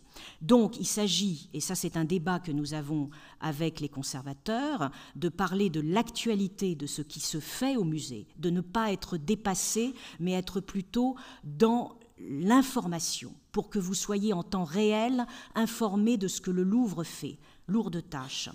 Et en même temps, il y a toute la question de la traçabilité des œuvres, de la manière dont on en parle et dont on les diffuse. Je me tourne vers Vincent, bien sûr. Toutes les questions de provenance, d'acquisition, ça a été évoqué ce matin, de restauration, mais aussi d'historiographie à partir de nos archives et de nos fonds photographiques, etc. Voilà.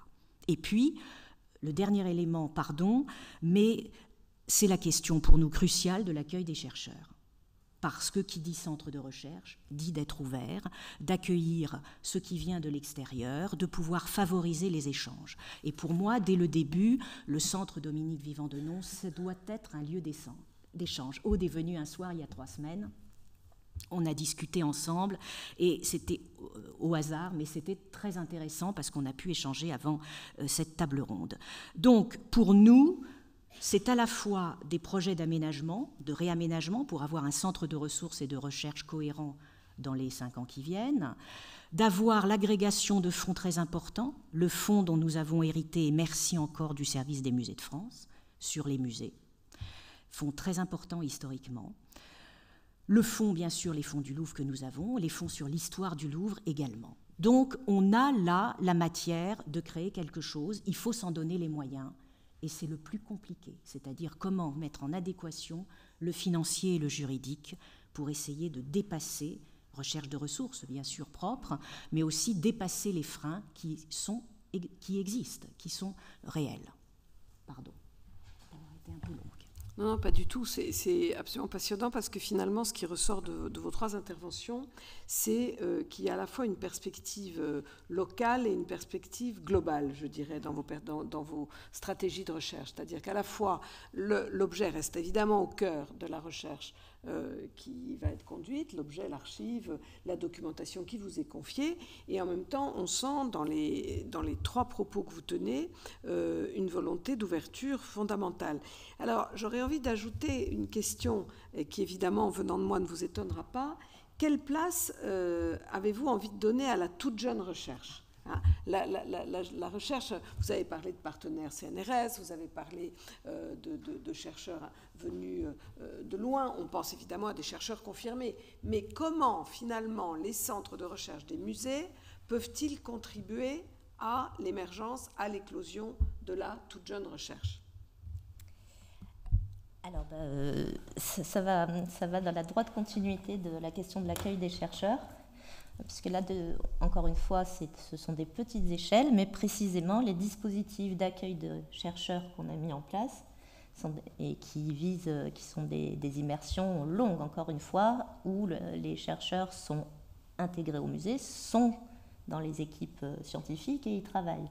Et il se trouve que c'est largement des dispositifs que nous avons mis en place avec l'université, avec le HESS et avec le CNRS qui très largement mobilisent de jeunes chercheurs. Ce sont les doctorats CIFRE dont on a parlé ce matin, ce sont les contrats postdoctoraux qui sont tout à fait essentiels pour nous et que l'on monte en partenariat avec l'université d'Aix-Marseille et le HESS et qui permettent de recruter de jeunes chercheurs qui, justement, comme je vous le disais, ne sont pas des chercheurs au départ, souvent traitant de questions muséales ou patrimoniales, qui vont arriver au musée et qui vont, pendant 2 ans, se déplacer dans leur pratique pour essayer de repenser leur manière de faire du terrain, leur manière d'envisager tel ou tel sujet sociologique qu'ils traitent à partir de la question des objets, de leur patrimonialisation, du recueil de témoignages, de la manière dont ils vont mettre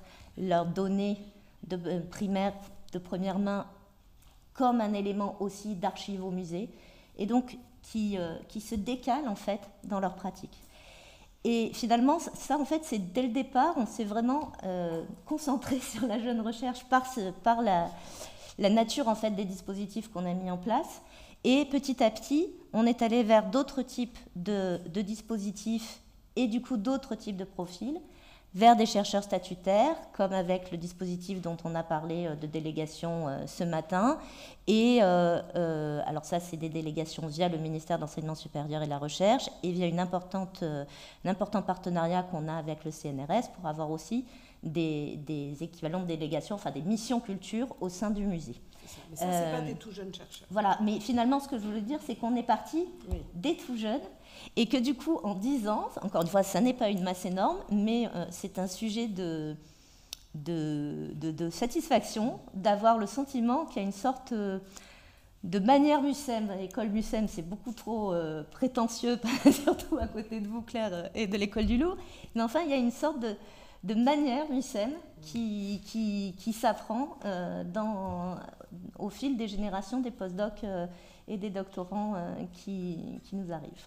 Ce que j'entends, c'est un fort apport méthodologique, finalement, que gagnent les jeunes chercheurs quand ils séjournent dans votre centre. Une sorte de décentrement méthodologique, hein, si je vous entends bien. Un pas de côté, en tout cas, par rapport à leur pratique, et où se retrouvent après justement des expérimentations des expérimentations métiers en fait qui vont être échangées entre que ce soit la recherche d'archives, c'est une acculturation réciproque entre les équipes scientifiques du musée et leur démarche métier et les équipes de chercheurs et leur démarche métier. Alors cette question du renouvellement de la recherche et des jeunes chercheurs est d'autant plus cruciale pour le musée Picasso que, comme tout musée d'art moderne, mais plus encore un musée monographique et plus encore un musée consacré à une figure comme Picasso, il y a une opération nécessaire de reconquête et de séduction des jeunes chercheurs qui se détournent de manière générale de ce premier modernisme et plus encore de grandes figures qui leur semblent déjà beaucoup trop étudiées, beaucoup trop visibles et vues, et qui, en plus, dans certains cas, comme dans le cas de Picasso, peuvent toucher à des questions sensibles de société contemporaine. Donc, il est absolument essentiel pour le musée d'avoir cette prise de conscience et d'agir en conséquence. C'est ce qui a été fait tout au long de l'année passée, avec l'organisation d'un séminaire en interne, mais ouvert à des corpus d'étudiants représentatifs de chacune des universités et grandes écoles parisiennes qui nous ont accompagnés pendant une année, un séminaire qui s'intitulait Picasso aujourd'hui, et qui a abordé donc, tout au long de 11 séances les questions sensibles qui fragilisent le nom de Picasso et qui occultent finalement la force de l'œuvre. Donc, je dois dire que nous avons vraiment une mission, un rôle à jouer à ce niveau qui passe, comme je disais tout à l'heure, en premier lieu par cette nécessité de rendre accessibles nos ressources, plus encore que jamais. Alors ces ressources, elles ont toujours existé, les archives ont été déposées en 1992, comme je disais tout à l'heure. Elles ont toujours été plus ou moins accessibles, plus ou moins facilement accessibles, parfois difficilement, actuellement presque plus du tout, puisque nous avons dû déposer un moratoire pour préparer une vaste opération de numérisation des fonds, mais dans l'idée justement de les rendre plus facilement consultables par le biais donc d'un portail, un portail des collections qui mutualisera toutes nos bases de données, à savoir la base de données collection, la base de données archives et la base de données bibliothèque. C'est-à-dire que l'ensemble des ressources du musée, dans un premier temps, leur catalogue descriptif, plus que les images, parce que vous imaginez bien que cette opération va nous prendre plusieurs années et elle doit s'accompagner aussi de la levée des questions de droit à l'image. Donc c'est une opération lourde et longue, mais qui à terme, on l'espère à l'horizon 2025-2026, permettra à tout chercheur et à toute personne, donc ça va au-delà même de la question de la recherche, d'accéder à des documents qui renseignent non pas forcément la vie privée d'un homme, mais tout son contexte social, artistique, tout le contexte politique dans lequel il a pu évoluer et qui permettent de mieux comprendre aussi l'œuvre et le parcours de ce grand artiste. Donc, ça, c'est le premier outil, je pense, nécessaire, indispensable, c'est celui de cette accessibilité donc, aux ressources. Le deuxième outil que nous allons mettre en place, c'est avec ce portail et cet accès aux ressources, c'est donc la valorisation d'une activité scientifique qui, comme je disais tout à l'heure, est déjà extrêmement présente au musée et portée par des équipes actuelles. Nous l'espérons bientôt par des chercheurs invités. Nous travaillons actuellement à la constitution de partenariats scientifiques avec des laboratoires, des centres de recherche et des musées partenaires qui vont nous permettre d'accueillir des chercheurs boursiers sur des périodes pouvant varier de 1 mois à 1 an. Mais tout ceci est encore en cours de constitution.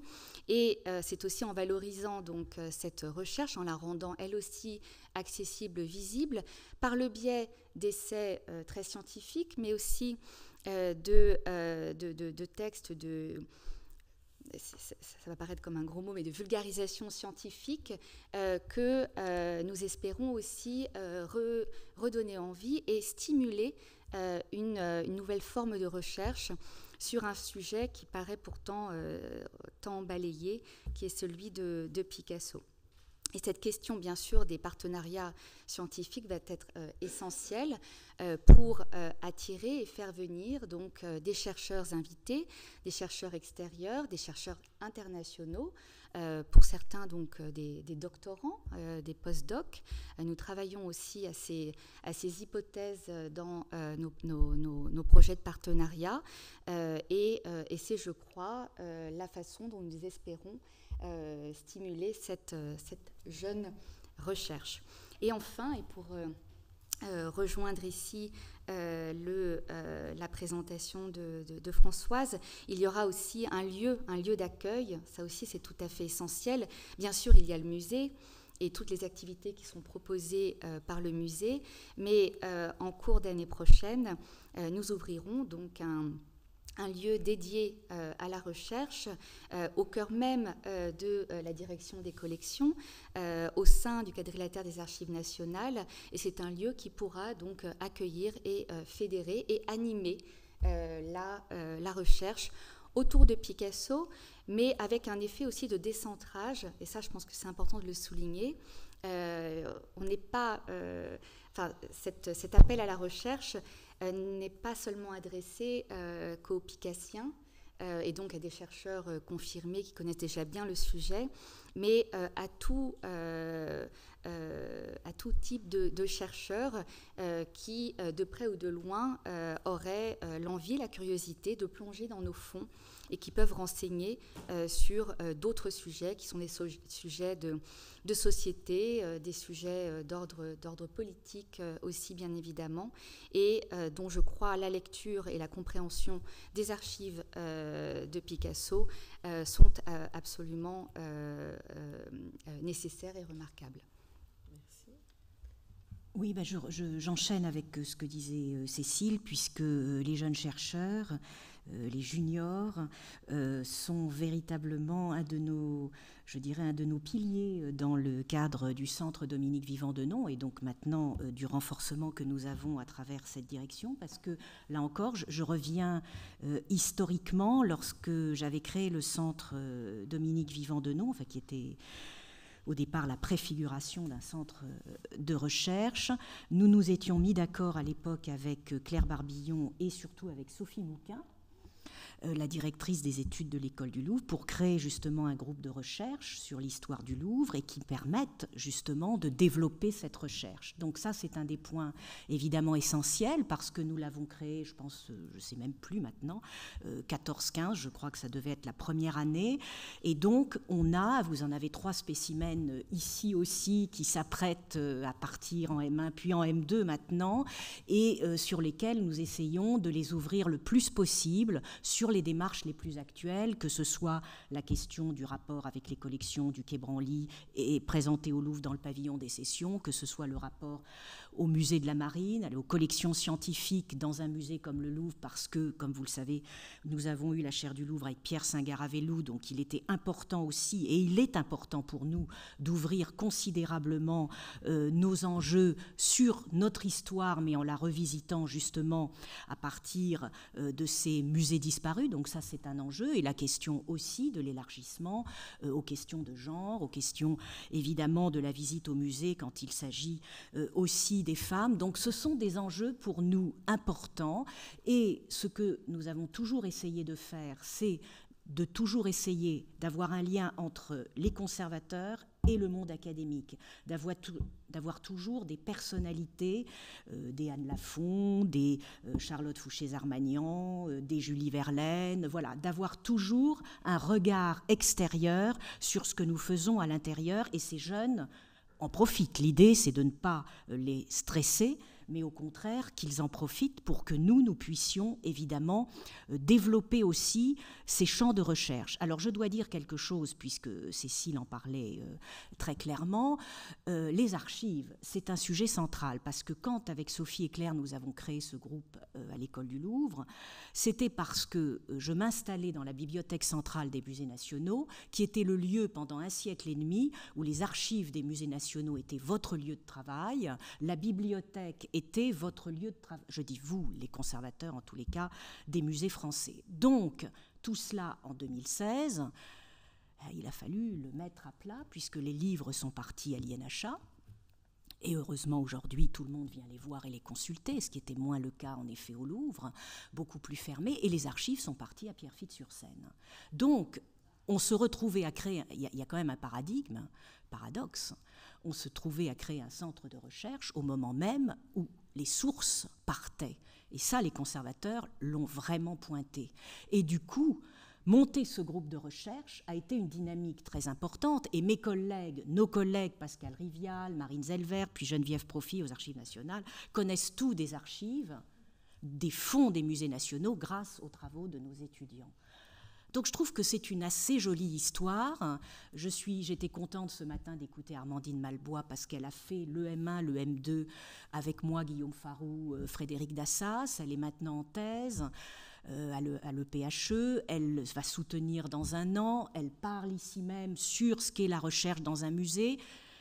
C'est un retour quand même sur investissement extrêmement intéressant. Sans oublier, chère Juliette, Victor Claes, qui fut, grâce à Sorbonne Université, grâce à Paris 4 à l'époque, notre post-doctorant maison pendant 2 ans, donc, qui a travaillé sur les collections, l'histoire des collections du Louvre, et qui est venu travailler au centre et qui a organisé aussi des journées d'études. Et il est là. Il est là, Victor ? Oui, je le vois là-bas. On le salue. Voilà. Merci beaucoup, Françoise. Je crois qu'on a assez bien respecté le temps qui nous était imparti. Il reste une dizaine de minutes pour des questions dans la salle. Donc, si vous êtes intéressé par nos 3 spécialistes, c'est le moment.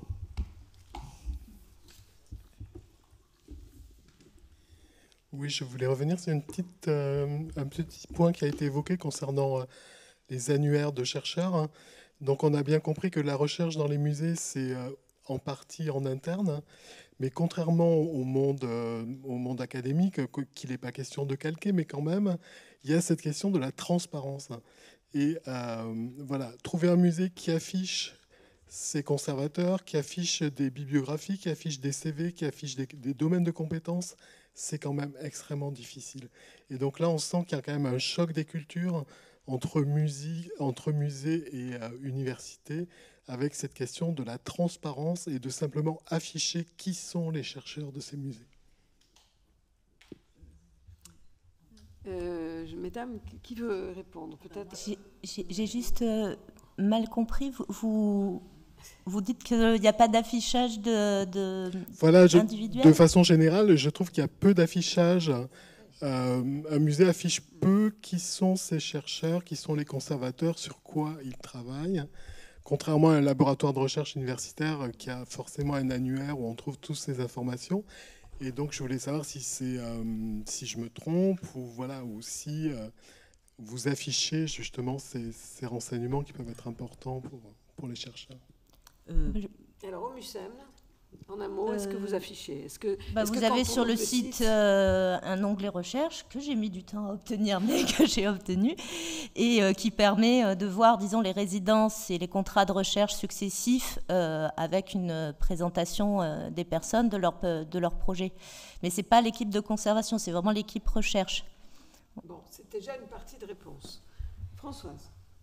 Oui, mais je l'ai évoqué en effet, et je pense que c'est en nous écoutant évidemment, bien sûr, que vous en parlez, parce que c'est une des difficultés, enfin moi en tout cas, autant le dire concernant le Louvre. Alors ça n'est pas non plus les réticences, c'est que c'est très compliqué, ça passe d'abord par la visibilité de la recherche sur le site internet, c'est-à-dire que vous êtes dans de grandes institutions, nous avons dû faire des choix, le choix c'est le public, c'est le grand public international qui traverse le monde entier pour venir voir la Joconde, donc vous avez les centres de documentation des départements, vous avez le centre Vivant Denon qui ne sont absolument pas accessibles de manière fluide, d'où la raison pour nous de le rendre beaucoup plus visible par un lien déterminé ou plus qu'un lien avec une plateforme à partir du site internet ou en tous les cas en lien, parce qu'il faut que nous soyons visibles de la communauté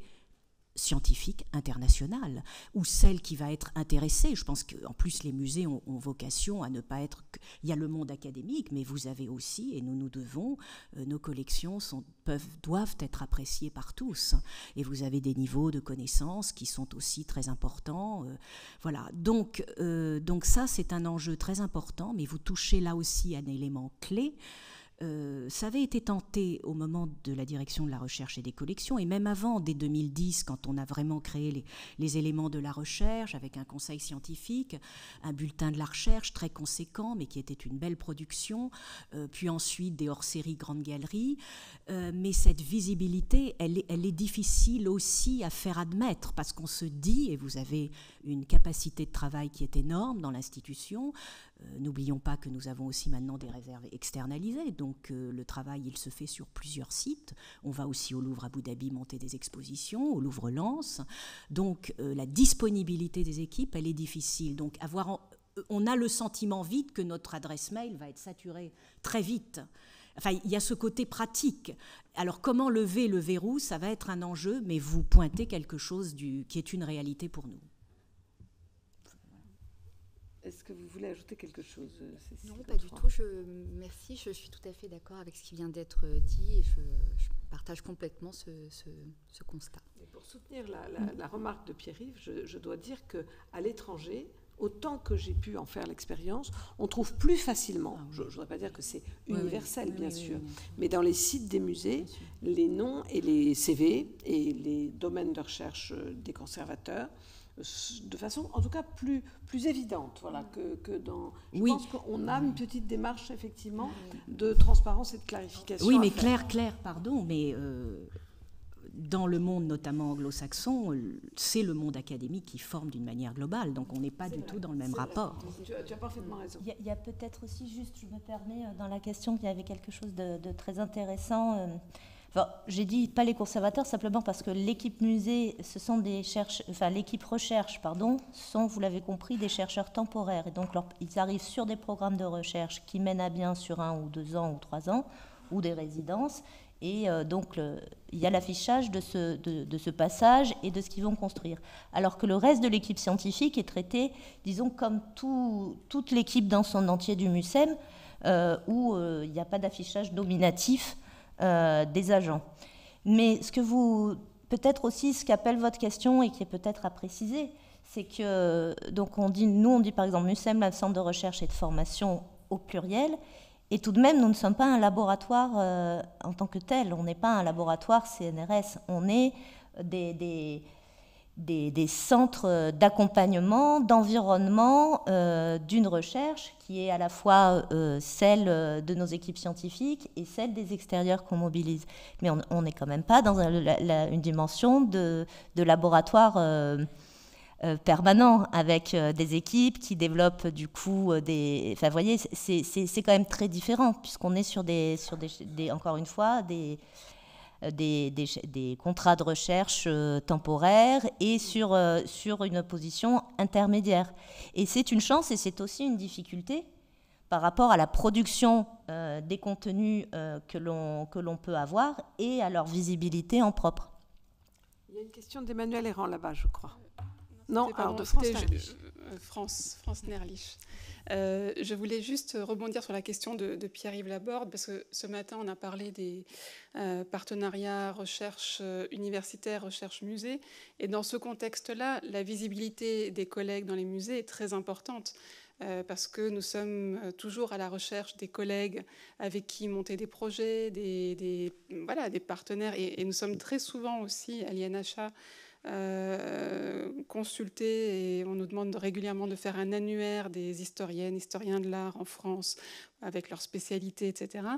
Et côté université, ça fait pas si longtemps que ça non plus qu'on montre les enseignants-chercheurs. Pendant longtemps, il fallait les trouver au fin fond des maquettes de licence. Ça commence un peu à changer, mais je pense que d'une manière générale, il faudrait réfléchir à la façon dont on valorise la recherche dans nos institutions respectives et aussi dont on facilite la possibilité de se connaître. Et ça passe aussi par cette publication en fait, des personnes ressources. On parlait, Claire évoquait des musées. Là, nous avons consulté rapidement le site du Met. Ils présentent toutes leurs équipes et je pense que c'est un musée. Alors certes, beaucoup des conservateurs sont issus du monde académique états-unien, mais pas seulement. Et en fait, c'est important de pouvoir identifier les personnes en charge des collections, en charge des programmes de recherche, etc. Donc il y a vraiment là une question, alors Pierre-Yves Laborde utilisait le terme de transparence, je pense que c'est vraiment une visibilité à donner à tous ces acteurs et actrices de la recherche qui est très importante, et ça valorise aussi leur rôle dans un contexte national et international. C'est vraiment très important, aussi bien à l'université que dans les musées.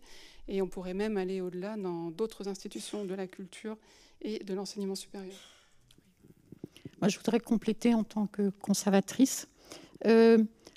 J'espère qu'un moule est brisé, qui est celui du conservateur qui maintient le mystère autour de son métier, son aura, etc. C'est un métier qui est méconnu, mais prestigieux, et c'est bien ça le paradoxe. J'espère que les nouvelles générations de conservateurs vont arrêter de diffuser cette image du conservateur perché au-dessus des masses, comme ça. C'est évident qu'il faut qu'on explique beaucoup plus tout ce qu'on fait, pas seulement le fait qu'on est des chercheurs, qu'on fait de la recherche, mais tout le reste de notre travail. Quand j'entends des gens qui me disent « Mais, Madame Errand, dans le fond, vous ne travaillez pas le mardi parce que le mardi, votre musée est fermé », c'est dire à quel point il y a un gap, il y a un fossé immense entre la réalité du métier de conservateur et ce qu'on fait savoir de ce métier. La recherche n'est évidemment qu'une toute petite partie du sujet. Et je crois qu'un monsieur voulait poser une question. Si je peux me permettre, je pense qu'il y a aussi une autre cause, Pierre-Yves, à ce que tu pointais comme une absence de transparence. C'est tout simplement la tradition du fonctionnaire, la tradition de la réserve du fonctionnaire qui agit pour l'État et qui n'agit pas pour lui propre. Et ça, parce que les conservateurs français sont depuis très longtemps des fonctionnaires, eh bien, ça joue comme une sorte de pudeur qui, effectivement, n'a peut-être plus tout son sens dans l'internationalisation de la profession aujourd'hui, pour valoriser la recherche. Mais je crois qu'il n'y a pas seulement le mystère, il y a tout simplement la tradition du serviteur de l'État qui a une part d'anonymat parce qu'il est au service de la République. Le maître de conférence est un enseignant-chercheur qui s'affiche comme tel. Il est bien sûr un fonctionnaire, mais il a dans son... comment dirais-je, dans sa feuille de route, la production scientifique explicitement nommée. Alors que le conservateur, au départ, je dis bien à l'origine, est au service de sa collection et au service de l'État. Ce qui est un tout petit peu différent, même si je ne défends pas du tout cet anonymat. Je dis simplement qu'il y a aussi, en plus de ce que disait Emmanuel Errand, peut-être cette explication-là, tout simplement. Alors, bonjour, je suis Sébastien Delot, donc j'ai rejoint le musée Picasso récemment, donc je suis tout à fait passionné d'entendre ces débats. En tout cas, j'ai trouvé que votre question est extrêmement pertinente. Et c'est vrai que j'ai plusieurs remarques et interrogations. Déjà de savoir, puisque pour les deux centres qui sont en activité, comment ces outils sont appropriés en interne, justement, notamment par les conservateurs. Donc ça, c'est une de mes questions, pour savoir un peu comment sont vécus, justement, vous qui avez mené à bien ces projets ou qui êtes maintenant dans des phases d'élaboration suivantes. Finalement, puisque c'est un outil, vous l'exprimez, qui est un magnifique outil de recherche pour les chercheurs, mais comme on l'a entendu ce matin, la recherche irrigue un peu partout. Ça a été rappelé ce matin lors des différentes tables rondes, notamment dans les musées. Donc si elle irrigue partout et qu'on a un outil central, on a envie de savoir comment on s'en saisit. Ça, c'est ma première question. La deuxième question, et d'ailleurs, quand on a fait un passage par l'INP ou par l'école du Louvre, on voit bien qu'il y a un changement aussi de culture, et notamment une incitation forte à passer des doctorats, aussi pour les conservateurs, et ça, c'est quelque chose qui est en train de changer. Donc, je pense que c'est important de prendre en compte, justement, vous l'avez rappelé, à la fois la dimension, je dirais, fonctionnaire, mais aussi la dimension entre le monde de la recherche anglo-saxonne qui favorise d'abord, puisqu'il n'y a pas d'école du patrimoine, qui favorise le doctorat et qui induit une certaine reconnaissance à l'international.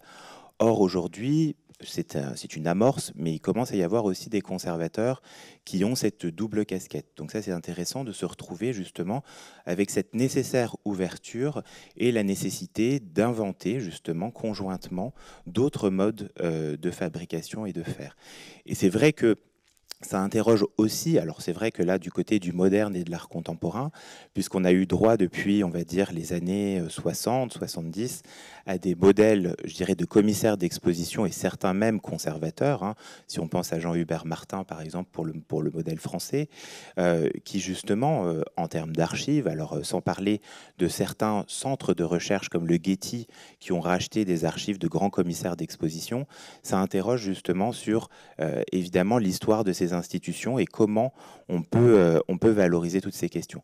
En tout état de cause, pour revenir juste à une question, c'était une observation, mais comment vos centres sont appropriés, je dirais, par les équipes internes, parce que la recherche, il y a aussi la matérialité des œuvres, donc j'imagine que même la régie, dans une certaine mesure, avec les documents, pour certains qui sont peut-être confidentiels et on ne peut pas tout diffuser, mais ça peut aussi faire partie d'éléments de recherche sur des techniques spécifiques et qui permettent là aussi de faire progresser la connaissance. Merci. Voilà, je précise que cette question sera la dernière parce qu'on me fait signe, il ne faut pas que nous dérapions trop du point de vue de l'horaire.